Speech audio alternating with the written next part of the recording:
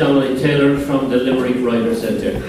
Now, as some of you may be aware, the book we launched tonight is published by the Limerick Writers Centre.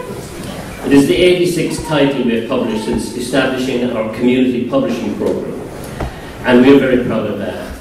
We're also delighted and honoured that the book is Organic Words by writer and critic Hugh McFadden. I believe that it not only adds significantly to our catalogue, but also it is a significant contribution to the history of Irish literature in general.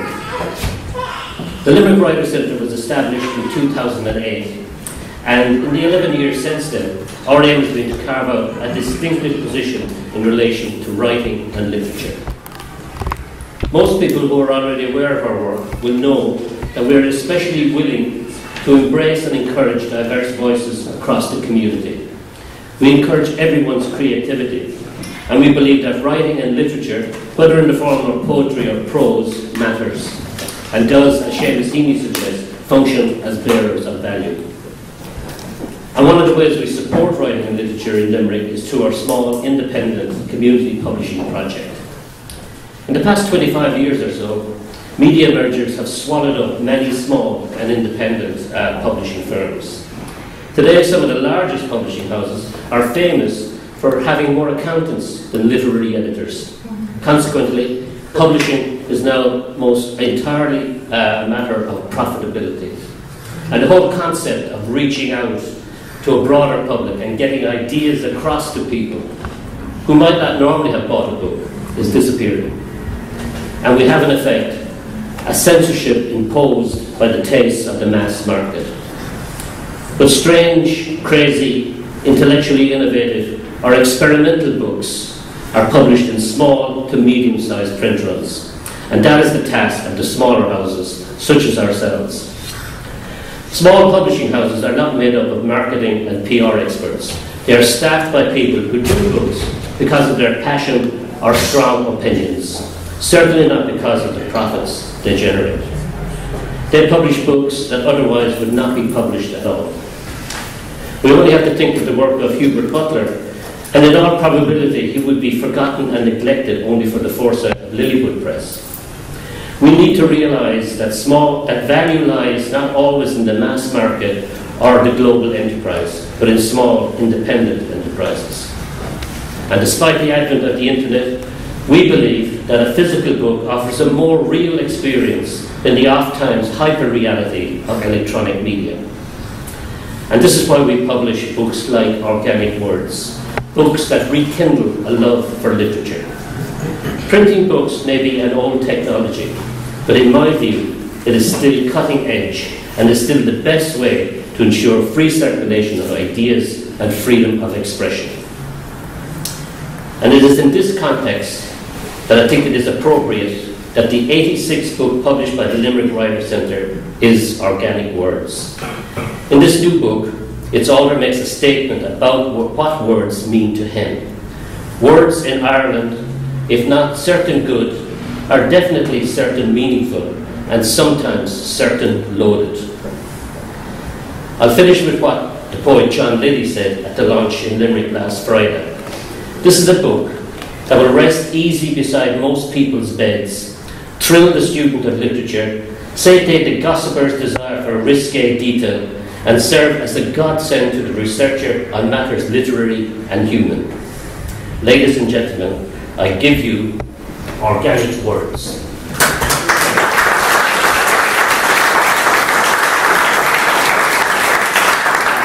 And now I'd like to ask Kevin Kiely to come up and officially launch the book. Thank you very much. I'm very honoured to be asked to launch the book. And give me 10 or 15 minutes. Congratulations, Hugh. It's interesting that we've had the Limerick launch and now we're in the Dublin launch. And I notice, statistically, when I look at Organic Words by Hugh McFadden, that it's significantly broken into 13 sections. Cornucopia and comprehensive development right through the century. You go from AE right up to what I call the modern poetry maze, which is still under a lot of discussion. So going backwards, you have poetry and criticism, you have the Northern Poets, you have Clark and Kinsella, anthologies, prose fiction, Joyce Beckett and Van O'Brien. Poetry reading significantly. In this section there's documented evidence from Hugh McFadden on readings that we might get lost. There's no record of them. Bohemian Days, there's quite a significant new material on Kavanagh and John Jordan. And it's interesting, I can't give you a quiz because I have to be aware of the time, but the largest section, believe it or not, in pagination is history and politics, because it's now impossible, I even know it myself, and it's too, I don't have much time to introduce many of the distinguished writers here. There's the politics of poetry and the poetry of politics. We're inextricably linked between politics, history and poetry, which is a great thing as well, and we can see what will happen as these things move forward. Hugh goes right back to Daniel O'Connell, whom we all know, whom we all understand, set up the whole concept of the 32 county. So you have a huge shift and seismic movement forwards. I'm just going to snip at about 3 quotations because there's a voluminous amount of material. The delight really is that, just talking to Dominic Taylor there, that they went for the bulk. They went for a pagination of about nearly 500 pages instead of cutting something that's about 200 something. I mean, looking at the collection given by Susan Sontag, and I noticed that she just has 240 pages of essays. So when a critic like Hugh is bringing out something like this, it's better to have a monumental amount of stuff. There's a huge nomenclature in the index, many names one knows, and you're projected back into the past. So I will begin here. I've only disagreed with Hugh on one thing. I haven't read the book. I disagree totally about High Brazil. I always think that High Brazil is one of the archipelago of islands to do with Atlantis. But we can argue that the cafes next week over the course of the summer. So you're coming out of Aquarius up to the Times, the Sunday Tribune. It's delightful to see Hugh interlocked with Jacob Rees-Mogg. He mentioned that himself. I think what's extraordinary in the Irish critical canon of a lot of people, including myself, is the Roy Foster situation. There's a repeated, what I would call dilemma. I don't want to be anti-British, but of course I can be anti-British if I want. But I mean in terms of polemical anti-British. Roy Foster's continually brought over the coals for Oxford and Cambridge commentaries on Ireland, upon Ireland, and they're always found lacking. Hugh McFadden says here, reviewing Roy Foster's Vivid Faces, this reviewer is not happy with the portrayal of the character of a number of these leaders, in particular Connolly, MacDonagh, O'Rahilla, Pearse and Plunkett. We'll all buy Roy a cup of coffee when he's over next and give him some of these primers. What is amazing when you see the appearance of Allen Ginsberg, a quotation like this, which is very relevant to what we might call those who are going golfing in the west of Ireland. I'm going to steer clear of politics tonight. I forgot my golf pose. I think you forgot his as well. The discussion turns to the question of fascism, which Cohen thought was on the upsurge in Europe as well as in America. Oh my gosh, these things seem to be timeless, don't they? Talk about news that stays news. This is a report by Hugh McFadden back in '73 on a poetry, which you might call panel in London. You have Hugh McDermott, you have Joseph Brodsky, one of my favourite poets, one of the great poets of the 20th century, and you have a discussion going on between Ginsberg and Brodsky about American fascism.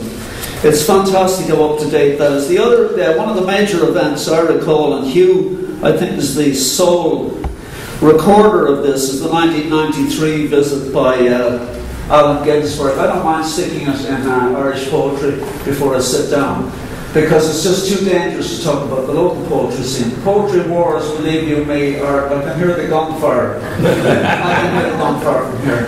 In fact, I wouldn't be surprised if a shot comes through the window.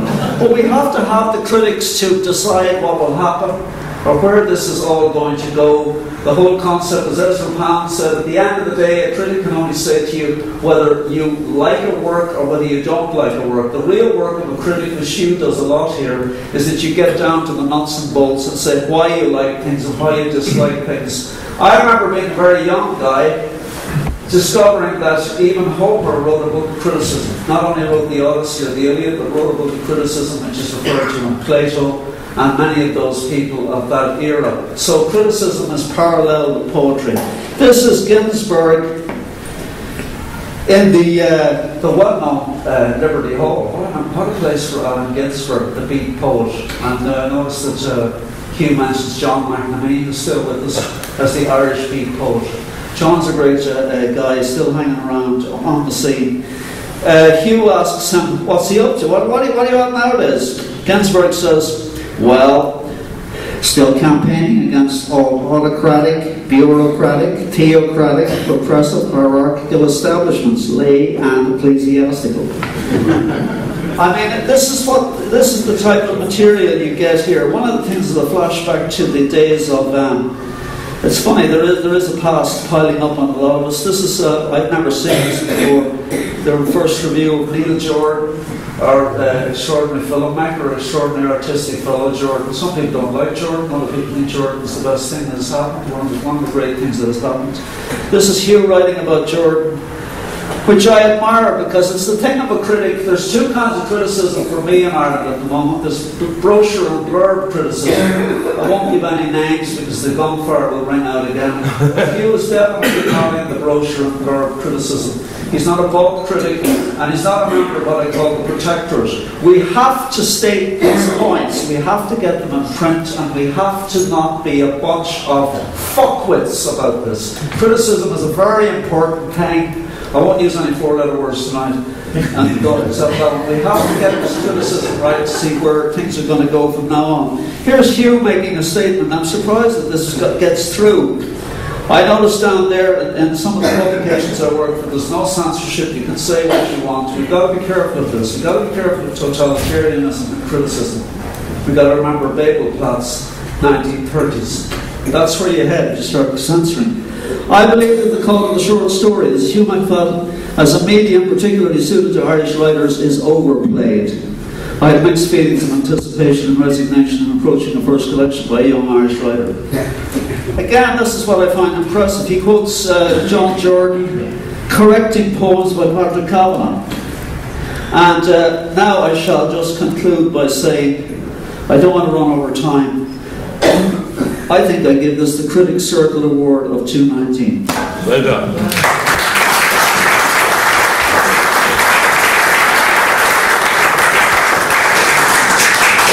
Thanks, Kevin. Good evening, everyone. Thanks a lot for coming to this launch. This is not a slim volume, as you can see. Previous publications of my own were slim, but this is anything but. And I do have to be brief, so I picked out a few things, a few quotes, a few excerpts, and give you a flavour of it. Kevin has already, Dominic has already quoted from a piece I had in Books Ireland back in 2011. The inscription at the beginning of the book, which is, words in Ireland, if not always certain good, are definitely certain meaningful, and sometimes certain loaded. Now, the certain good bit is, of course, Yeats. It's from a poem by Yeats called The Happy Shepherd, and in which he says, words alone are certain good, and meaningful, and loaded. So, when I was doing a selection of poems some years back, Pat Ramsey of Bag & Press asked me to introduce myself to his readers, or the people who bought books from Bag & Press Belfast. So I did a very brief introduction. Don't explain, sang Billie Holiday, who's been one of my favourite jazz blues singers since the time when the first of these poems were written, back in the 60s. So taking my cue from Lady Day and from the artist George Rapp, who once said, in art, there is only one thing that counts, the bit that can't be explained. So this author doesn't intend to offer any close reading of the verses. Instead, a short biographical note, a few thoughts on your life and times should suffice to set a backdrop to frame the reading. One of my very first memories is of examining a gas mask and finding its strange shamanic face fascinating in the way a young child finds interesting the everyday objects found around the house. The thing in itself, or luminum of things. The time was wartime, as it so often is, somewhere or other. In this case it was the Second World War, although at a removal. The place was Derry, stroke, Londonderry, stroke, Derry Columkiller, as it is variously known. Like Van the Man, this writer was one of the war children. Another very early memory was of taking part in an air raid drill at the top of Bridge Street, possibly the old school that used to stand beside the brow of that hilly street in the centre of the maiden city. My family lived nearby. The eerie sound of an air raid siren has stayed in my memory ever since. Another moment recalled from that time is of sliding down a snow-covered Bridge Street on a homemade sled or sledge towards the bottom of the road that led to the wide river Foyle. Recently, and this is now going back a few years actually, talking to Robert Beecham, the poet, about our background and early life, both of us agreed that we had a number of things in common. Both of us were born in Derry and lived there for the first few years of childhood, although in different decades. In his case, the time was in the 1920s, whereas in mine it was the 1940s. Both of us were removed from our native city while still very young and taken to live with a grandmother. He to his maternal grandmother in Belfast, whereas I went with my dying father to live with my paternal grandmother in Falcarra, County Donegal, for a few years. It was to the quiet streets of Terranure, though, that some of my father's family, including my brother and I, moved in the late 1940s, at the end of the 40s. The driver of the car in which we arrived in Dublin was admonished to watch out for the tram tracks as we passed Nelson's Pillar and headed south over O'Connell Bridge. In this new location, my northern accent was remarked upon with curiosity by the local children, who eventually became playmates. It was my first realization of the separateness of North and South. And I'll just do a brief thing about where I was educated at 6th Street CBS and University College Dublin in Earlsford Terrace. And there I took a BA degree in history and politics and an MA in modern history and tutored in history. In between time, London called, from the heart of the Hibernian metropolis to the heart of London. And I lived there in the mid-60s and again in the early 70s. So you can see my take on this in Home Thoughts from Abroad, entitled 60s Flashbacks. In the best tradition of biographical notes for many writers, this rest of soul worked in a variety of occupations in Dublin and London, from bank official and college tutor to barman, wages clerk, history researcher, editorial assistant and teacher, to a photographer's assistant in the blow-up days in London in the 60s. In late 1973, I returned from a stint teaching in a grammar school in Middlesex to take up a staff position in the late Irish Press newspaper. And there this writer worked as a journalist and sometimes literary columnist until the press group locked out its staff in May 1995. They shut down. My career as a literary journalist predated my Burkey days, and as I lived in a publishing house that once stood on the quay between the Scotch House and the White Horse, remembering how they stood. Apart from the Irish press papers, my reviews, articles, poems and so on have appeared in a range of papers and magazines, including Aquarius, Belfast Review, Broadsheet, the Cork Review, Cyphers, Hibernia, the Irish Independent, the Irish Times, Irish University Review, Poetry Ireland Newsletter, Poetry Ireland Review, the Sunday Tribune, and the Times London. And that's where I'm going next, the Times London. And this is the only political, or overtly political, piece that I will read. In 1969, August 1969, I was living in London. Well, I was actually living in Dublin, but I was taking a sabbatical in London. And the trouble broke out in Derry, Battle of the Bogside. And I was reading the Times newspaper, and in it I saw a letter from, or a long copy from a historian from Queen's University, Belfast. His name is J.C. Beckett, who wrote the history of Northern Ireland. And I replied to his point of view, which, coming from Queen's University, Belfast, naturally enough, was rather unionist and rather critical of the Dublin government at the time. So the letter to the Times in London came a week after the Battle of the Bogside. It was written in response to J.C. Beckett, who had written inter alia in the Times, quote, "The attitude of successive governments in Dublin has been equally unrealistic. They have maintained continuous propaganda in Great Britain and elsewhere against partition, but they have made no effort at all to remove the prejudices or calm the fears of Ulster Unionists. On the contrary, their policies at home and abroad, together with their claim to jurisdiction over Northern Ireland, have done more than anything else to strengthen and consolidate the Unionist Party." That was, I think, August 21st, 1969. And I replied, "Sir, J.C. Beckett's letter today is an excellent example of an experienced historian analysing a problem in abstract terms. On the surface, his argument is closely reasoned and convincing. It ignores one crucial point. In the words of James Joyce, history is a nightmare from which I am trying to awaken. Mr. Beckett does not realise that the Irish nightmare continues to keep both British and Irish in a state of deep slumber, and that the dream will be broken by violence. If this is to be avoided, the legitimate demands of the civil rights movement must be granted immediately.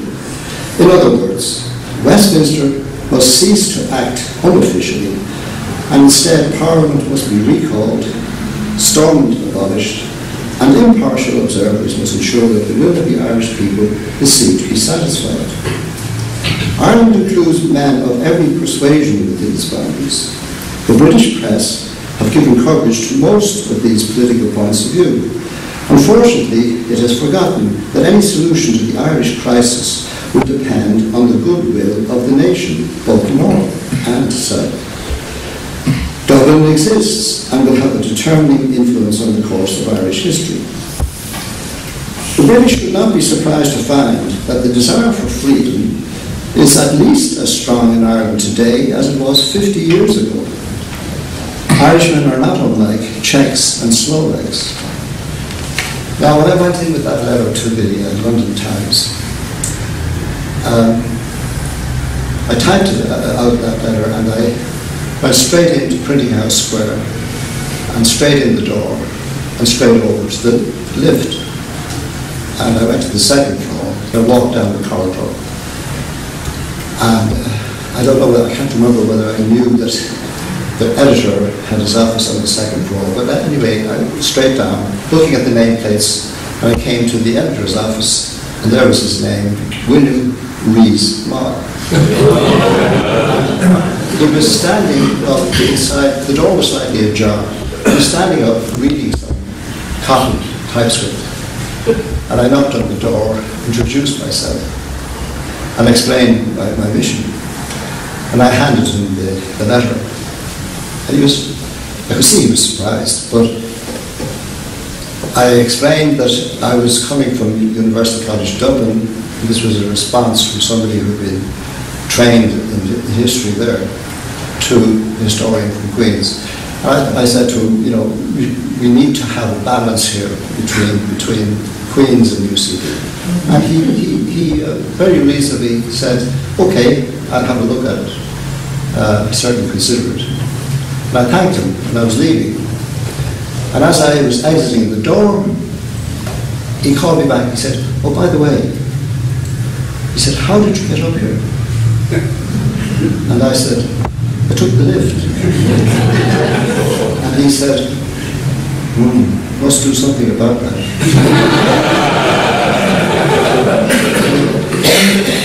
Now folks, we're going on to literature, straight literature, if you can call it that. And I won't go into any more history or politics. You know, I did work on the letters of Daniel O'Connell. I did a thesis on George Russell, A.E., and there's material there about those. But we start with Michael Hartnett, page 186. Michael Hartnett, as you know, is from County Limerick. He was a bilingual poet of the highest order. And he was born, I think, in Croom, but lived in Newcastle West. He came to Dublin in 1962 to attend UCD. That's where I met him. So I just started UCD at the same time. And I met him with John Jordan, who introduced me to him. And John had paid his first year fees, because in those days you didn't have government grants. And so I met Michael, and we got on very, very well. And then from there, we met actually in a tavern that the name of which has changed, then called O'Dwyer's in Lower Leith Street. Some exotic type now, like the Tavern on the Green. And from there we went to MacDade's, which was the literally anti-literary pub in Dublin at the time. And there we met all sorts of people. I'll read you in a moment a description of MacDade's. But Michael had placed a few poems in the new magazine at the time, Poetry Ireland. It was the forerunner to Poetry Ireland Review, which is the current issue. But I had greatly admired the poems when I first read them, and then I met Michael, and our paths eventually went separate ways, because after a year or so in UCD, he left and went to London and then to Spain. But we met up many times later. I think, the whole business about whether he should have written mainly in English or Irish is still a subject that people argue about. But he was a great poet in both languages. And I suppose, you can't argue with that really. So 186, very brief piece about Michael. It's a piece called Some Memories of Michael Hartnett, which appeared in the Sun's book of reminiscences by Irish writers of Michael Hartnett. My first memory of meeting Michael Hartnett goes back to a day in the autumn of 1962 at Aerosmith Terrace, Dublin, then the site of UCD.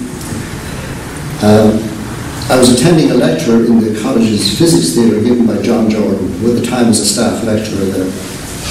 Among Mr. Jordan's audience that day was a veritable Irish pleiad of literary talent. Along with Michael Hartnett, there was Paul Durcan, James Liddy, Brian Lynch, Michael Smith, and MacDowell Woods, among others. The writer John Moriarty and Neil O'Connor, an assistant editor of the magazine Arena, edited by James Liddy, may have been present also. I spoke to John after the lecture, and he invited me to join him in O'Dwyer's, where I met a number of his friends, and then down to MacDade's, Harley Street.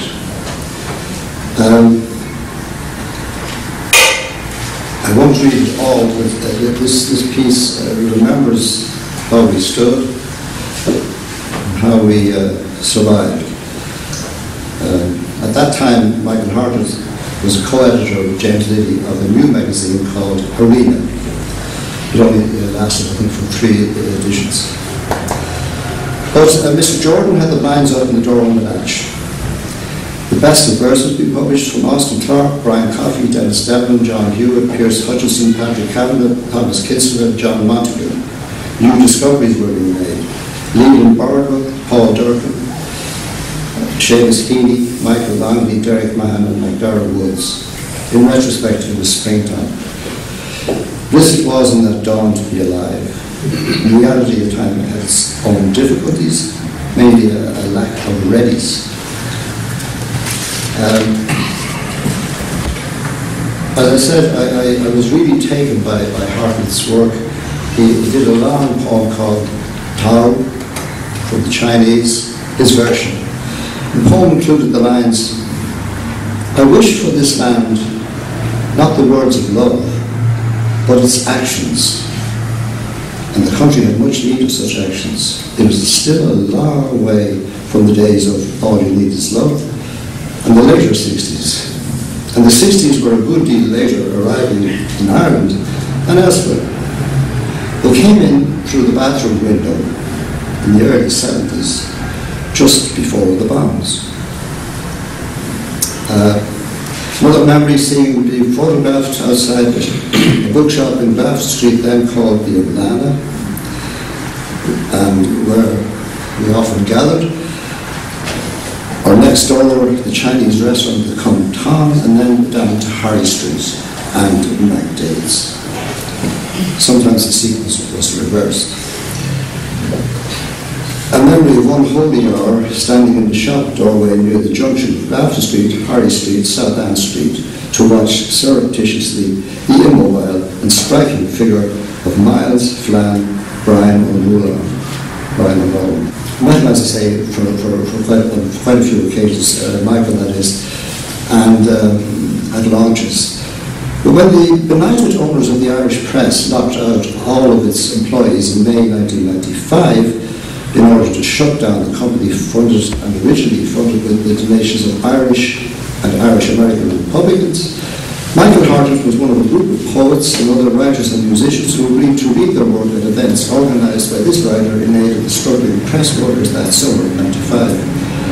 He was in very good form in the Joyce Room in Moody's Cafe, where we read some satires and short lyrics published later in a book of strays, followed by the launch of his collection of poems called The Killing of Dreams. In that collection, there are several long poems, almost epic poems, wonderful poems, and one of them is called Sibelius in Silence. And in the middle of that long poem, there's a quatrain, which seems to come out of nowhere, but you have to know that Sibelius hit a writer's block, a composer's block, and for years could not compose any music. And he was on the bottle, Sibelius that is. So Michael inserted this in the middle of the poem. Alcohol's a cunning beast. It fools the doctor and the priest. It fools the clever and the sane, but not the liver or the brain. So I did see him in delicate conditions, let's say, over the next year or two. And I didn't see much of him for a while until he died, 1999, October. The Haid an Brish, the Yesterday an Brish. Here's, I read you Michael's, that was Michael's quatrain. My response to it was, how sad, Michael, and how true. Alcohol was the end of you. It got your liver, not your brain. And now we won't see you again. So there's a nexus between the writing I have here on three people in particular. John Jordan, Michael Hartman that I mentioned, and Patrick Kiely. Jordan was a lecturer at UCD, as I said. He promoted the work of young writers in the 60s, like Michael Hartman, Paul Urban. But he was also a confidant, a close friend and confidant of Patrick Kiely, who regarded him as a walking encyclopedia on matters literary. And maintained a friendship despite the fact that John often wrote on Kavanagh's poetry and at times challenged certain lines, famous lines, and suggested they weren't all that well written after all. Yet they maintained a great friendship. I'll skip the reading and we go straight to the Bailey, and it's 1966, and I've just graduated from UCD in history and politics. And I was in the history department when I realized that they were dumping out a lot of magazines, such as The Bell and Envoy.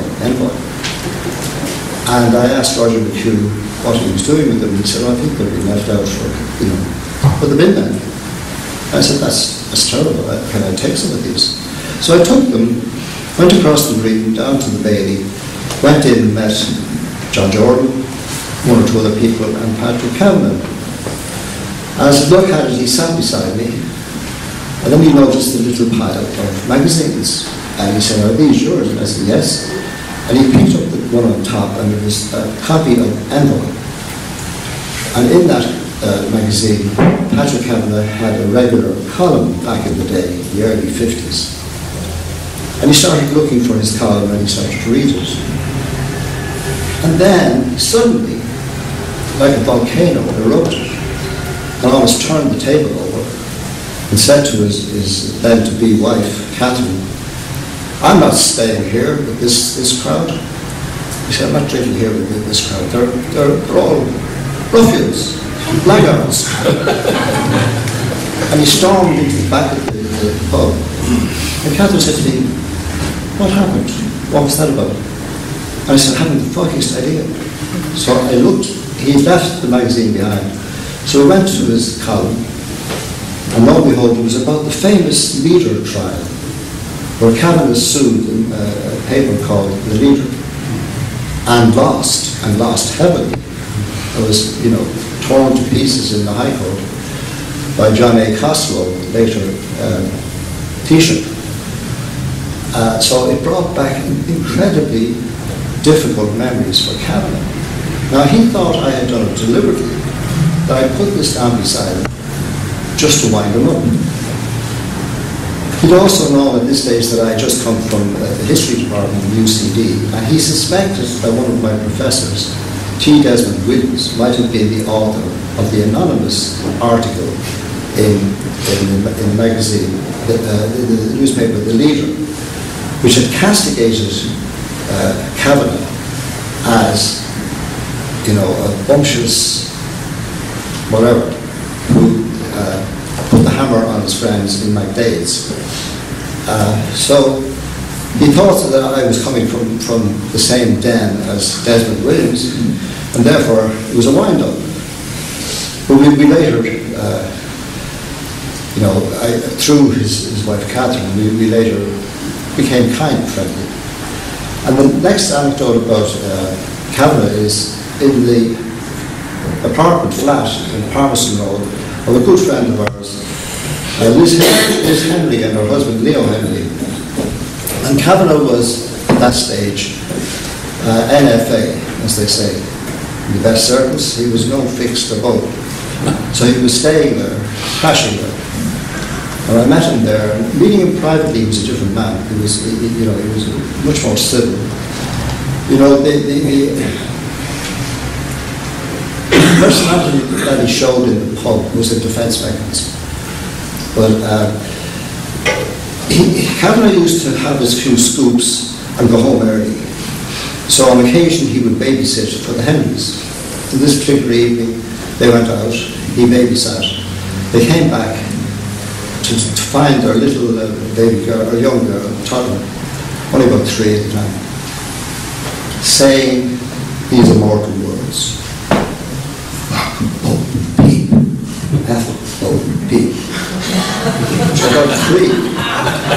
It turned out she asked the great poet once too often to read the children's book again for her. Anyway.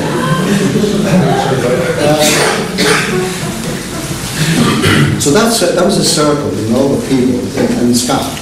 That Dublin is Scotland. The MacDaid's pub exists, but it's gone as a literary pub. There isn't any such establishment now where people, writers meet with artists and so on. So I'll finish with a very brief excerpt from a piece I wrote on Flann O'Brien, otherwise known as Miles O'Gabby, whose real name is Brian O'Nolan or Brian O'Noolan. And he's the author of I Swim Two Birds, and his masterpiece was The Third Policeman.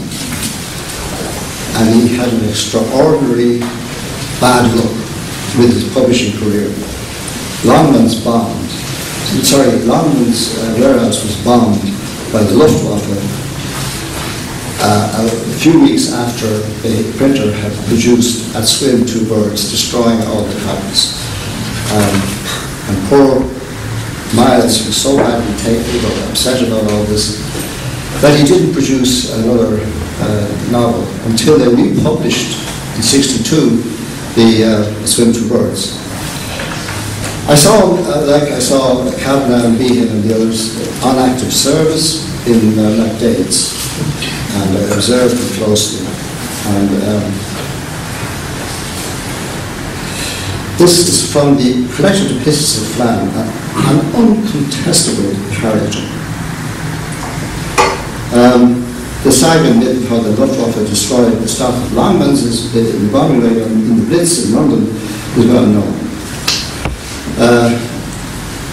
Miles used to quote this very often, that Hitler disliked his book At Swim so much that he started World War II or get rid of it.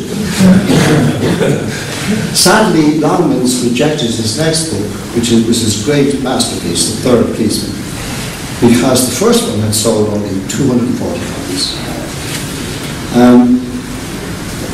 There's all sorts of stuff about Miles in the Irish Times, and his jousting with John Jordan in MacDaid's, of course, on the origins and etymology of the word libel, from the Latin libel, a book. And he castigated Jordan and said he must have been taught in some expensive fee-paying school, not like myself, where I learned my Latin through the medium of the corium, which was a leather strap in Sixth Street. John Jordan, of course, went to Sixth Street and knew all about it. From there he got a scholarship to Oxford. My own memory of Brian Flann dates to the years 62-3 and 65-66. And I watched him in his losing battle with alcohol. He seemed to be a rather solitary and aloof drinker. Not the bowl of malt and pint of plain drinker he extolled in At Swim Two Birds. At times he cut a sad figure at the bar in MacDaid's, being looked after by the head curate, Paddy O'Brien. I recall seeing Miles standing hesitantly at the junction of Harry Street, Grafton Street, South Ann Street at the start of the Holy Hour in MacDaid's, as he contemplated where he could get a drink. In those days they shut the pubs from, what was it, 2:30 to 3:30. As he contemplated where he could get a drink. Eventually he headed northeast down Grafton Street to the entrance to Adam Court and the back door of Jeanet's restaurant. Disappearing inside, dressed in a long black coat, rather like Éamon de Valera, and a wide-brimmed black hat. For all the world, the very image of the figure used in the Sandyman's ad for port wine. So I leave it there, folks, so you can have a glass of wine.